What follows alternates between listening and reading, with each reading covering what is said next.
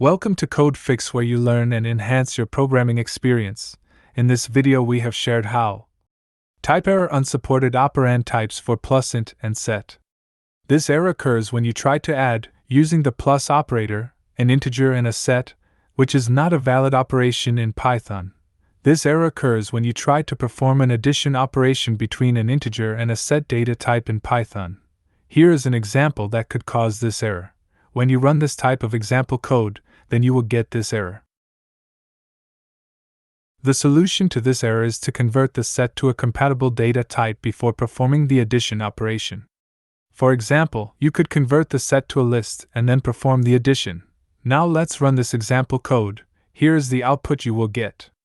In the above solution, we first converted the set to a list using list b, and then calculated the sum of the lists using sum list b.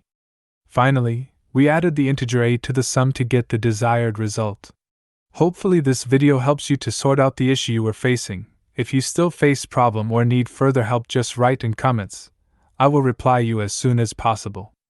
Before you go, if you like this video, you can subscribe for this channel for future videos which can help and assist you further.